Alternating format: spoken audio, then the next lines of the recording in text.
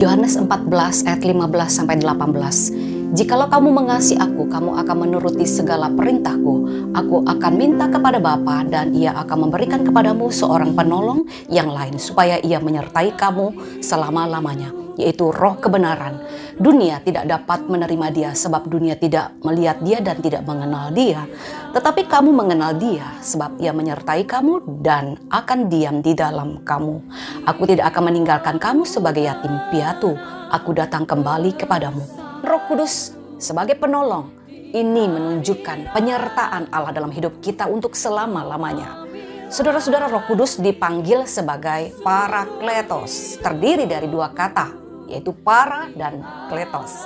Para artinya alongside, di sisi atau di samping.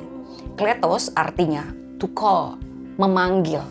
Jadi parakletos artinya adalah pribadi yang dipanggil untuk berjalan di sisi atau di samping kita, untuk mendampingi kita. Roh Kudus diutus ke dalam dunia untuk berjalan di sisi, di samping anak-anak Tuhan, dan dia sebagai penolong.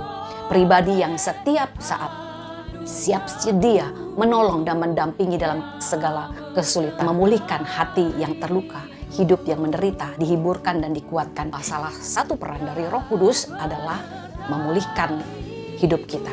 Namun sesungguhnya lebih dalam kita memahami peran Roh Kudus bukan hanya sekedar sesuatu yang terjadi, tetapi Roh Kudus adalah penolong yang bekerja sebelum dan selama sesudah sesuatu sedang dialami, dan yang ke depan hal yang akan terjadi. Roh Kudus memulihkan anak-anak Tuhan yang teraniaya dan yang menderita. Kita bisa melihat konteks dari perkataan Tuhan Yesus ini, bahwa dia akan meninggalkan mereka di dunia yang jahat, dunia yang akan menganiaya mereka, dunia yang telah membenci Yesus terlebih dahulu, barulah membenci mereka sebagai murid-murid Yesus dan pengikutnya. Yesus adalah penolong kita yang pertama dan menyelamatkan kita dari dosa. Roh Kudus penolong yang selanjutnya yang akan mendampingi kita selama perjalanan iman kita di dunia ini.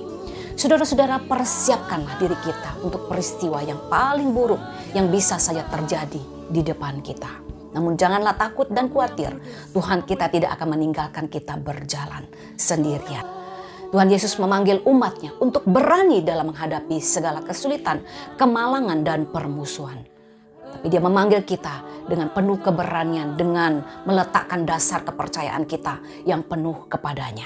Kita punya dasar yang teguh yang membuat kekuatan kita tidak akan pernah habis-habisnya, yaitu Roh Kudus yang bekerja di dalam hati dan hidup kita. Bahkan sebelum segala sesuatu yang buruk terjadi, ada Roh Kudus yang mempersiapkan kita.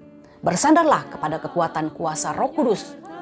Hiduplah senantiasa dipimpin oleh Roh Kudus. Ini akan memastikan kita untuk tetap bertahan, tetap kuat di dalam iman kita ketika segala sesuatu yang buruk terjadi.